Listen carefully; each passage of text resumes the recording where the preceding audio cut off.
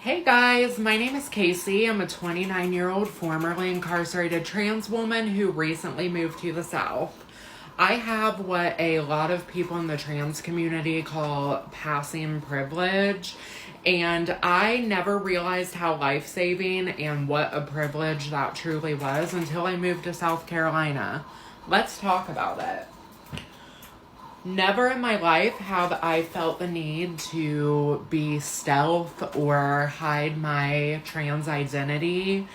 When I lived in Ohio, I remember wearing t-shirts with pro-trans slogans, trans women are hotter, things like that. And I never even thought about, do people know? Do people care? It never crossed my mind because I was so proud of who I was. I was from a really small town. There was nobody like me in that town, and I still never thought about it because I just thought to myself, I'm going to make a change in this place. But most importantly, I felt safe and secure. Moving to South Carolina, that has really changed for me. I feel many times, especially in places of business or work, that I can't talk about my experiences because I might out myself as being trans. If somebody looks at me, I always think, oh my God, do they know that I'm trans? What are they thinking?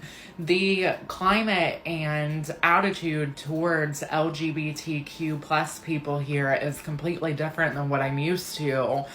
And while I am clearly very proud to be a trans woman, I do tend to be pretty stealth whenever I'm outside of my house. I don't talk about things that could potentially out me. I don't show people pictures from my childhood because then they'll realize that I am not a cis woman.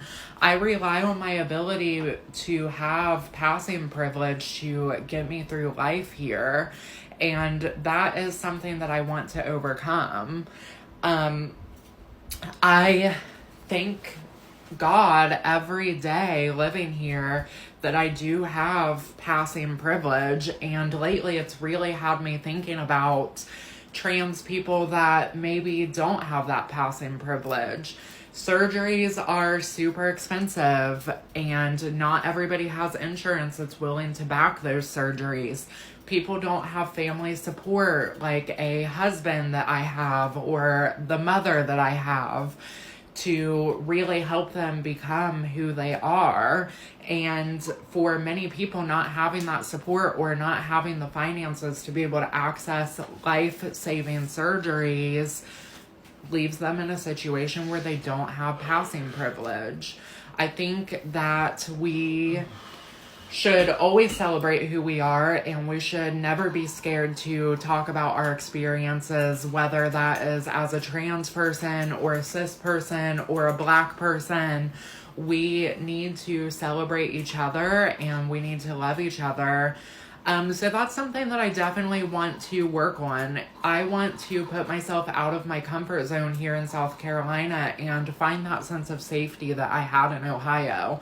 My husband and I moved to Myrtle Beach for a reason. We wanted a new, more exciting life than what we had in Ohio. And I have been letting the fear of being outed stop me from truly having the best experience possible here.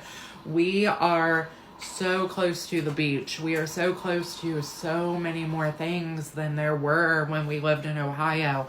And I want to experience all of those fearlessly. And I want to experience all of them without relying on my passing privilege. I don't want to have to feel like I have to put on a full face of makeup or wear a sundress just to not be found out for fear that I might end up having a bad experience in public, because I've never felt that way before. So I guess my question is to people in my community who feel like maybe they don't have passing privilege or they have a lot of bad experiences being clocked. How do you deal with that, especially when you live in a super red state that has a climate that is not super accepting of you? What do you guys do about that? Let me know. thank you for listening to my super chaotic story about passing privilege.